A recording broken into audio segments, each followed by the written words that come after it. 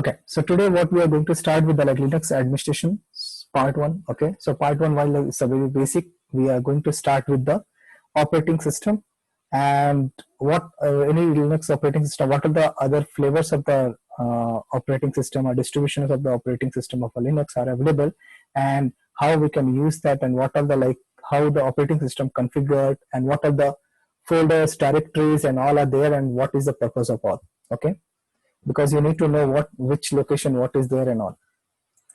So now first what is system administration? Okay, so system administration is a field of work in which someone manages one or more systems. Okay, be they software, hardware, servers, or workstation. Its goal is to ensure the systems are running efficiently and effectively. Okay, so system administration, those people who work as the SysOps, system operations people, system administration people, their main role is they have to manage the softwares, hardwares, servers, or workstations. Okay, so mostly if we talk about the workstation of our developers, that will become under the IT. Okay, IT team, which basically prepare a laptop and all, they check the sound system and all kind of things, and also they manages your softwares and all. Okay, if your company is very secure and they want to be restricted only licensed softwares to be installed and open source tools will be installed, no any breach of the licenses and all. So for that purpose, there is IT team is there separate. So system administration people will be that who will manage your systems. They manage their softwares, hardware, and servers are of workstations. So servers are what? Like production server, staging server, or development environment servers, they do. And the goal is what? It will be always up and running efficiently and effectively. So what they do basically, they will apply the operating system updates. It means what? Whenever any operating system, there are updates that will be available. Okay, means if whatever the softwares are installed on your laptop or your machine or your server, that always the new versions will be releasing. Okay, like kernel or maybe some other softwares, whatever you install. So they will make sure that they will install all the updates, means latest. And why the updates will come? Updates, patches, and configuration changes. So they will do that operating the system level. So what is the use of that? So if you saw whenever your Windows you turn on, right, someday you saw that there are some new updates will be there. Automatically your system go and installing the updates, and they will say don't reboot your machine and don't power off your machine till that your systems are completely, the patches are, updates are installed. Correct? You will to see in the Windows forcefully. You don't have a control on that. So that is basically the forcefully they will sending the updates for their whatever the operating system softwares are there. They are sending that. And what is the reason behind that? Why they are sending forcefully to install it? Because there are a lot of vulnerabilities are there. Vulnerabilities means this. What means there are some some issues will be there in the software. Whatever the older versions of the software they released, they have some flaws are there. Okay, so anyone can hack your system. Some softwares are not working properly. That kind of things will be there. Okay, for that purpose, you need to make sure your operating system softwares will be always latest and updated. It is mandatory. And if it is not that, then it will be a vulnerable system. Means anyone can hack your system or anyone can do anything. Okay, so for that purpose, you need to apply the operating system updates, patches, and configuration changes, whatever the newly coming. Installing and configuring new softwares. So suppose for new project is started in your organization, and that depend on the Java based application. Okay, they are developing, and Tomcat or some other softwares and all. So you need to install the new software on the production or in whatever the staging servers. So you need to install that and configure it. Performing the backup of data. So backup of data means what? Where your production servers are running, you have a data. Data means what? The customer's informations, your database data, and some files or maybe some images or videos. So you need to take the backup of that. So for that purpose, you need to do some backup plan for that. Okay, you need to do that. So where to back up the data and all, you need to decide. You have to do that. Okay, you can upload to the cloud, AWS and all, or you can put on some other remote location servers. Okay, adding, removing or updating user account informations, resetting password, etc. Some production servers, some new developers are coming, you want to give the access, or maybe DevOps people are coming, they want to access and all. So you will be able to add their users. Maybe some people uh, resign from your organization and all, you want to remove their account and all. So this account information, you are doing that. Okay. Analyzing system logs and identifying potential issue with the computer system. So there are a lot of system level logs will be there. Okay, you need to analyze if any issues are there, or somebody says it's not working, something like that. You analyze that logs and check what is not working and all. So you check all these things and fix that issues. Okay, on that basis. Configuring, adding the deleting the file systems. So if you have some file or folder location where you do storing something and all, so you do that for your applications. Ensuring parity between dev, test and production environment.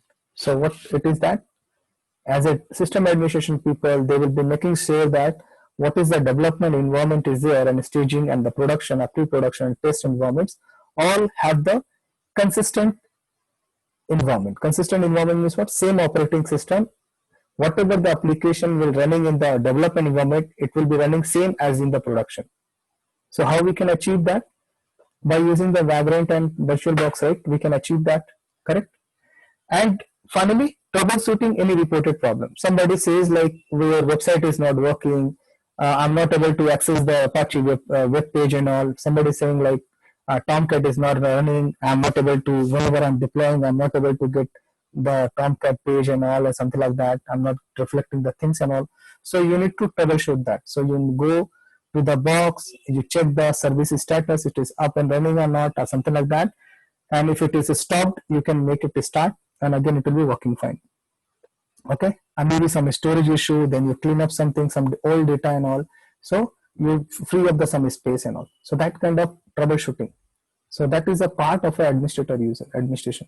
So it's Linux system administration, SysOps, system operations people, and also it is a part of also the DevOps people. So as a DevOps also you need to understand all these things, and you have to hands-on bit on this kind of work. Okay, all this. Fine.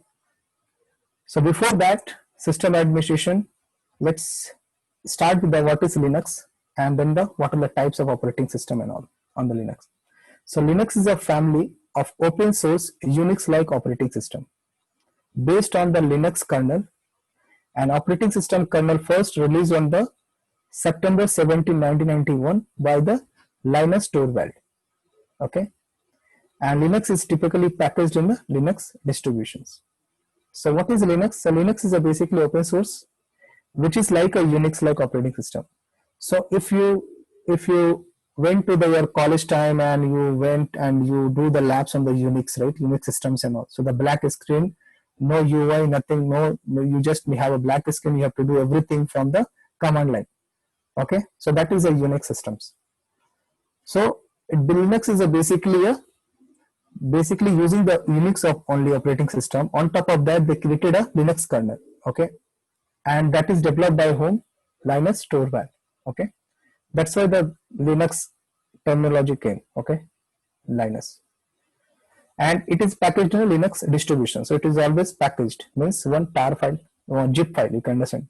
Distribution means it's a zip file of the all kind of kernel with that and all. Okay. That distribution, what distribution have? Basically the package, the distribution includes the Linux kernel and supporting system softwares and binaries.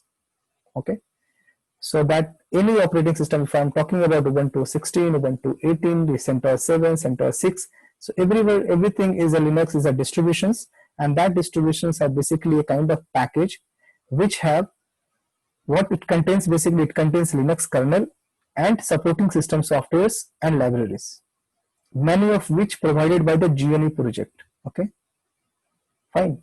So many Linux distribution use word Linux in their name, but the Free Software Foundation uses the name as GNU/Linux.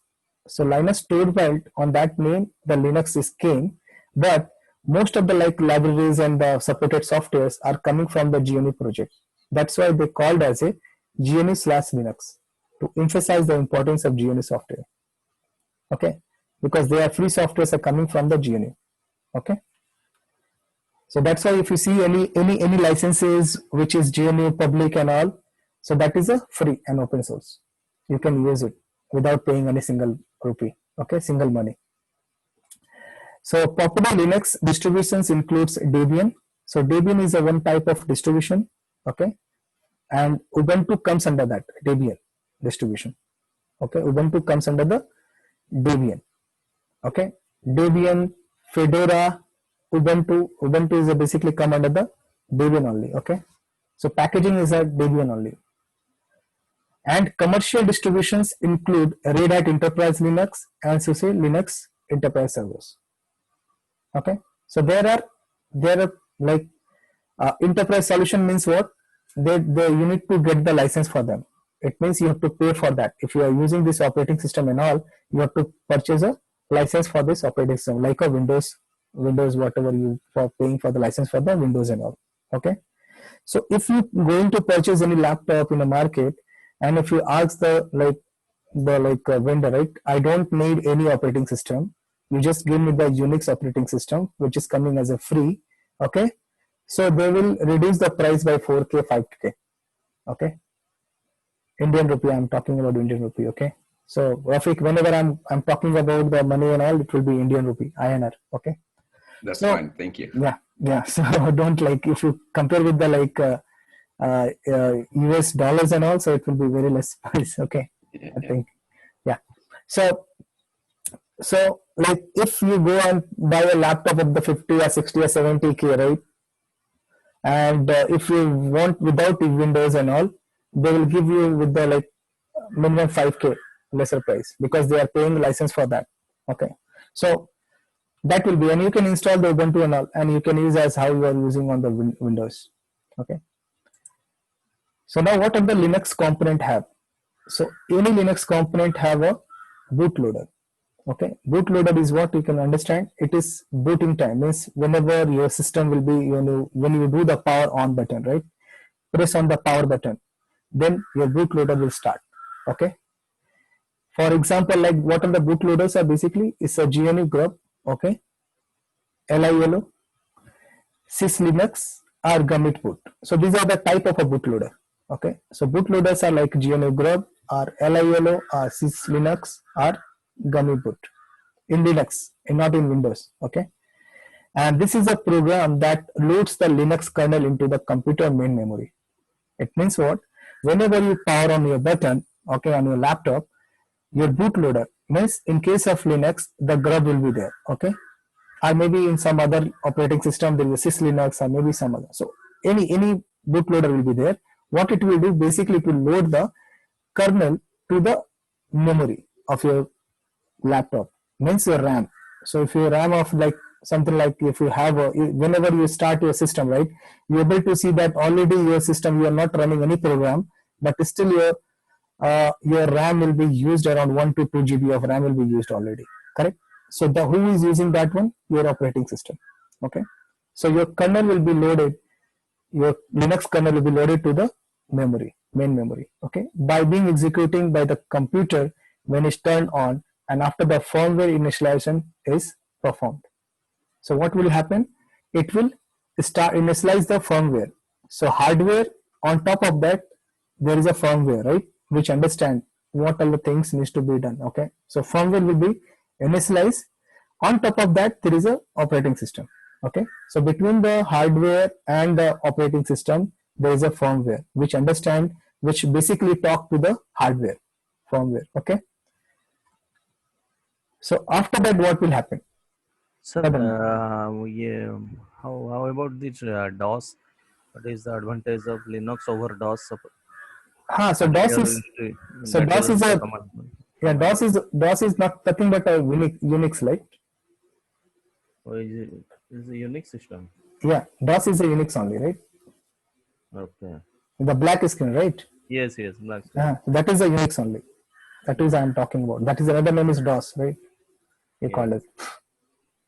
Okay, so you understand, first whenever you do the power on button, what will happen? The bootloader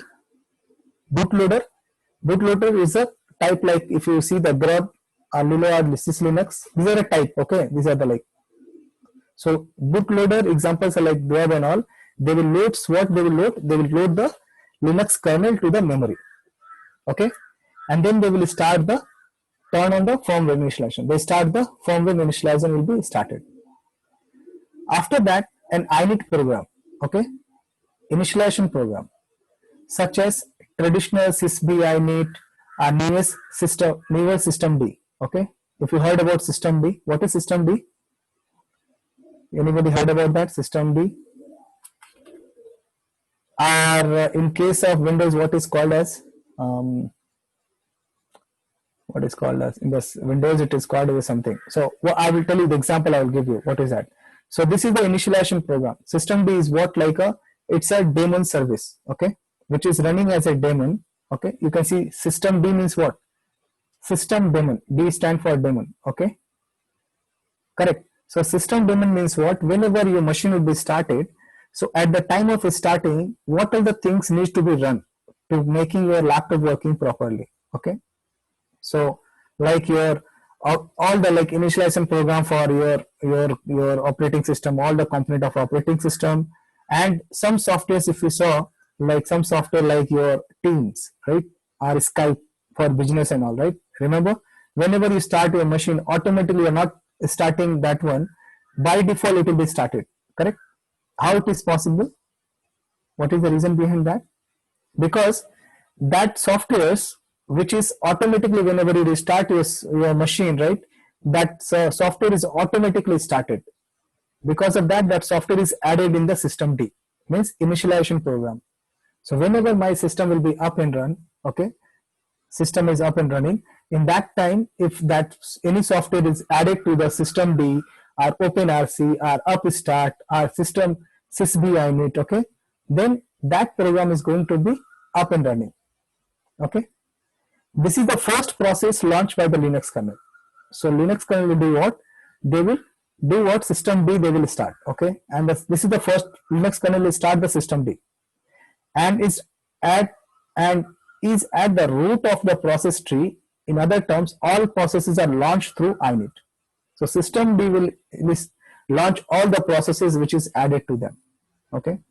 So in case of Ubuntu, you will be able to see system D. I will show you how the system D will be there, and under system D there is a service file will be there always, like apache.service, nginx.service, tomcat.service file. If that service file will be added to the system D, automatically after reboot of your machine or whenever you spin up new machine, automatically your software will be up and running. Okay, and that is required. When it required, in just think of that in the production server, if somehow your application is deployed, Java and all, okay, and if you automatically something happen or your machine is rebooted, okay, so your services should be up and running, Java and all. I just think of that monitoring tool like you need to monitor the server always, right? So monitoring tool like Datadog and New Relic I'm talking about. What they will do, they will check what is the CPU, what is the memory, what is all this value they will checking every time. So if machine will reboot and your Datadog or New Relic, this is not started up, right? After the reboot, what will happen? You are not able to getting anything like what is happening there, correct? So that will be for sure like that New Relic or Datadog should be added to the system D. So whenever machine reboot, it will automatically started and start monitoring. Okay, so that is called as a initialization program. So Linux kernel, the bootloader will load the kernel to the main memory, and then the Linux kernel will run what? Initialization program like system D or Upstart. These are the examples, okay, of the init program, initialization program. Now all the processes will be started running. Okay. After that, basic Unix command with GNU core utils being the standard implementations. They will going to start like GNU core utils. Core utils means whatever the command cp or create directory, moving, whatever you command use, all will be started working. Then a package management system like such as dpkg or RPM will be started, and then software libraries which contains code that can be used for running processes. So all libraries of that will be started running, okay, after the initialization program. Okay. Any question on that? How the system will be like started whenever you do start your machine, right? So just think of that in the same in the Windows as also. There is a program if you see, and it will be like added to the daemon service. It will automatically start and running. Okay. So for Excuse me, this sir. Vagrant also, for INIT, we have written that INIT Vagrant like that we have written. No, so Vagrant is not running. Vagrant is a what? It will be just you starting, right? Whenever you do the Vagrant up, then it will be starting. It's a software which is whenever you require. Let me show you how it will look like which is enabled at the time of this. Let me show you my Linux. This is my Linux machine. So let me tell you. So Vagrant is not, but if you install in your laptop like Skype for Business or something like that, then you will be able to see that. Correct? Let me show you this one. So this is what my system like monitoring tool. One tool is there, okay, which monitors my system. So you can see this is the CPU utilizations right now, and you can see it is increasing one by one. Okay, means round robin fashion. One time this will be, another time this. This is keep revolving. Okay, and this is the memory. You can see the memory is 6.8 GB right now using, because I started very long back my system. From morning I started my session, so it is keep running from the morning 9 o'clock. Okay, so you see this. Now let me come to these processes. Okay, if I'm coming here in this processes, right, now you're able to see this many processes are there, right? Right now you can see Zoom running, correct? And I'm not able to see that enable. So if some softwares like this one, the genome cell, right? If you check on that genome cell and all, so they will be basically, it is running for all time. Okay, they are added to the which level? It is added to the system D level. Okay, like this dbus and all, whatever you see, dbus daemon and SSH agent. So these are always running. Okay, if you see this many softwares are there, which is, and you can see what is the sleeping. You can see the sleeping status, right? These are. It means they are taking the cache, and which all are running here. You will to see this all the running right now currently. Okay, so and Slack you can see running, correct? Slack and all. So all will be like it will be, and if I will take you through that, like how we can add to the system D, and we can enable the always running. Okay, processes and all. Sir, I have a question. Hmm. Sir, how to check whether the system is a virtual machine or a physical machine? How to check the system is a virtual machine or physical machine? Okay. Yeah. So physical machine means what? All the machines are physical only, correct?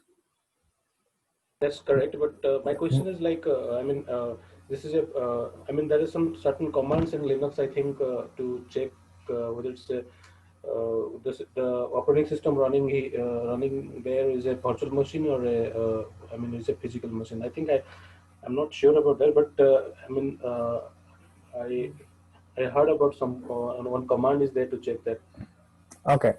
Okay, so that like you can check like that way, like you can check the host name, or then you can check the like what do you call the IP addresses and all. Okay, so if it is a private IPs and all, then it will be always your system. Physical system means what? Your laptop and all, right? On top of that only the virtual machine was created, correct? Got it. So if you want, you can check that what is the like machine, which is the kernel and all. Okay, and what is the virtualization type if you are using. Okay, so for physical, which command you just share me that. Okay, let me check. What about the hostname CTL? Hostname CTL. Okay, hostname is basically this one. Now you can check the host name. What is the host name of the machine? Okay, so host name is basically give you the whatever the host name you set it on the machine. Okay, let me take you through this one. Okay, this example. Okay, if you type host name, okay, it is giving what? This is this one, right? Correct. And this is the host name, is this the same? So always at the rate, after the at the rate, whatever you see, that is basically a host name. Okay, and that can be also a kind of what you can. It can be IP addresses as well. Okay, So and can we change the host name? yes, why not? So it will be always present under the etc and host file. You can see this is my laptop, correct? Normal latitude, this and all. Okay, if I change it, you can change it like localhost. You can see this is the machine. Okay, so this is the file where you can configure your host names. Okay, this is the local reference, nothing else. It will be always mapping of your IP address and the name. So whenever I am typing SSH user @IP, right? Okay, so you can call using the direct IP, or you can directly call with the host name if you configure. So if you're calling host name, it is internally, it is actually what it is doing, it is calling the IP addresses. Okay, let me get out of that and let me sudo under etc and host file.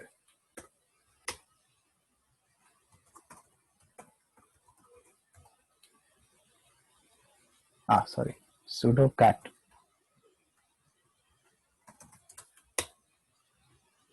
Okay, so this is the, what is this? This is the IP address of the local host, right? Or local host. Okay, fine. So this will be always your machine systems IP addresses configured with the your whatever name you give here. Okay, so that way you can configure for the any machine. So whatever the virtual machine you are there, right? How we connected the virtual machines using the SSH username vagrant @ IP address, right? 192.168 like that. So inside that machine where you are from, where you're connecting, if you go under the EPC host folder, okay, and you map it 192.168.50.51 equal to what? You can put CentOS 7. Okay, and then you try using SSH username vagrant @CentOS 7, it will connect to that machine only, 5051 machine only. Okay, so its host name is nothing but a mapping, and another host name is what is a basically you call is the DNS. If you're talking about DNS and all, okay, so DNS is a basically you need to get a domain name, and that domain name you can assign to the particular server. Okay, means against the IP address and the domain name, then it will be able to connect that domain name. Okay, I'll come to that, like that will be domain and all. Okay, how it will routing will be happening. So how the .com will be there and how the name and all IP will be configured. Okay, fine. Now next, why Linux? The question is why Linux? So Linux is a free, okay. The license commonly for GNU public license, GPL. So no need to pay anything. Linux is a portable to any hardware platform. You can, any hardware you can use that Linux, okay. So very smallest hardware is I think 2 PAMTop, 2 MB of memory you can need, 2 petabyte, okay. So Linux was made to keep on running. As with Unix, a Linux system is expected to run without rebooting all the time. So suppose some softwares also installation done also, right? You no need to reboot your machine. Like in Windows, right? You need to reboot your machines after the installation and all. Okay, a system patches and all will be there. But in the case of Linux, you don't need to reboot all the time. Okay, Linux is secure and versatile, so there is no need of any installing any antivirus and all on the Linux if you have a Linux operating system. So security model uses a Linux based on the Unix idea of security, which is known to be robust and prevent quality. Okay, Linux is scalable, means from a PAMTop of 2 MB of memory to petabyte of storage cluster with 100 of nodes. So you can have a smallest PAMTop where the 2 MB of memory you can install. So Linux can be present on the 2 MB of the memory only. Okay, or you can have a storage clusters or 100 of nodes or thousands of nodes where the petabyte of cluster will be there. You can have that much. Okay, and the Linux operating systems are, and most Linux applications have very short debug time. So you can easily debug the issues and all, you can fix the issue compared to the other operating systems. Okay, So that's why Linux is very popular, and 80% plus of the servers applications are running on the when the production are the Linux only. Okay. So what are the distributions are there? Okay, Linux distros. So that is the Ubuntu. Okay, it came into the existing the 2004. So Ubuntu was came in 2004 by the Canonical and quickly become popular. Canonical wants Ubuntu to be used as an easy graphical Linux desktop. So whatever I'm using, that is a graphical Linux distribution desktop version where I have a UI and all without use of command line. Okay, and it is the most well known the Linux distributions. Ubuntu is the next version of Debian. So Debian is also a operating system, but it's a next version to the Debian. Okay, Ubuntu, and easy to use for the newbie. So Ubuntu you can easily use rather than the Debian, and it comes with a lot of pre-installed apps and easy to use repository libraries and all. So repository library means what? A lot of softwares and all you can easily install from the Ubuntu machine. Okay. So there is a desktop version is there, okay, which I'm using right now in my laptop, and in the production you can without desktop means without GUI, whatever the production servers are Ubuntu machines are there, they don't have a GUI, which we are spinning up using the Vagrant. Okay, so whatever we are spinning up using the Vagrant and all, they don't have a UI, correct? Only the command line. Okay, and Debian is what like Debian has its existence in 1993, okay, and releases its versions much slowly than the Ubuntu and Mint, okay. So its release are very less, okay. Right now Ubuntu is running what 18, and now it's they released recently 20, okay, and but they release very less, okay, and this make it one of the most stable Linux distribution. So Debian is the most stable Linux operating system. Ubuntu is based on the Debian and was founded to improve the core bits of Debian more quickly and make it more user friendly. Every release name of the Debian is based on the name of the movie Toy Stories. So whatever the Toy Stories movies are there, right? Jesse and what are the others? They have the based on the all the releases. Okay. There are Red Hat Enterprises are centers. Okay. So Red Hat Enterprise Linux distribution are CentOS. So Red Hat is a commercial Linux distribution, means you have to pay license for that. You need to pay for license for the Red Hat if you want to get that Red Hat 6 or 7 and all. And there are products are Red Hat Enterprise, RHL and Fedora, which are freely available. Okay, so Fedora is a free. It will be having the same as the Red Hat, but it's a free. Red Hat is a well tested before release and supported till 7 years after the release, whereas Fedora provides faster updates and without any support. So if you are using Red Hat, then you will be always like sure that whatever the operating system Red Hat you are using in your production, it will be always stable and it is all well tested. So there are no vulnerabilities, no issues, and no security flaws are there. But in case of Fedora, if you use it has a no support. Okay, so maybe some issues will be there and all, you will not get that. So you can say that Fedora is a kind of development operating system, dev environment, but Red Hat you can use for the production and all. And it has the same UI, like whatever you are feel the Red Hat, the same you can feel in the Fedora. So Fedora is what it is a project that mainly focus on a free software and provide the latest version of the software. Red Hat Enterprise is a paid one, but Fedora is a free. It does not make its own desktop environment, but use upstream softwares by default GNOME 3 desktop environment. So they don't have the GUI, but they use the GNOME 3 desktop environment. It is less stable, but provides the latest stuff. Okay. And CentOS is what like CentOS. If we talk about CentOS, so CentOS are what it is the same as the Red Hat Enterprise, but CentOS is a free. And whenever Red Hat they releases, right, CentOS will be also released the same time. Okay, so that's why Red Hat 7, then Red Hat CentOS 7 is released and all. And the CentOS is a free and open source. So most of the operating system in the productions are running on the CentOS or Ubuntu right now in the market. Okay, and those who are like very secure and they want to use the licensed version, so they are using the Red Hat and all. Okay, most of the few people are using the Oracle operating system and all. Okay. So what all the distributions are there and when to why to use? So Ubuntu, it works like a Mac OS. Okay, easy to use. So the look and feel of the Ubuntu 18 or 16, whatever version you use, the texture version, it will have the same like a Mac OS. So if you use the Mac OS, right, it will be having the same UI, graphical user facing completely. Linux Mint, if you use Linux Mint, it works like a Windows and should be used by newcomers. So like if you are a newcomer, you don't know how to use the Linux and all, you can use the Linux Mint, which will be look like a Windows like feature. Okay. Debian, so it provides stability but not recommend for the new users. So if you are not new to that, don't use the Debian. Okay. And production also people are using the Debian. Okay.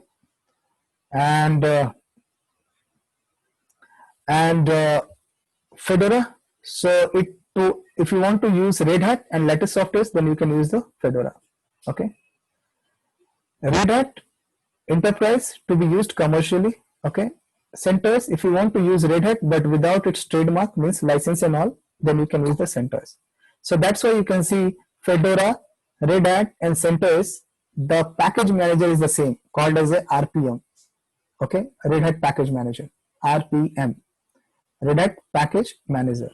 Okay, so they have the same package manager, and for the Ubuntu Debian and the Ubuntu, the package manager is DPKG. So DPKG full form is what? Debian Package Manager. Okay. OpenSUSE is there, which is also a Fedora, look like same as the Fedora but slightly older and more stable. Okay. And there is a Arch Linux. Okay. Which is, it is not for the beginner because every package has to install by yourself. Everything you need to install, means all the components. For if you want to any software like a Linux terminal, you need to install. For file system, you need to install the package. So everything you have to configure as per your requirement. So not recommend for the new developers and all. Okay. So excuse me, sir. So, Yeah. so while purchasing laptop, they said that it's a Linux machine. So Yeah, come again. And while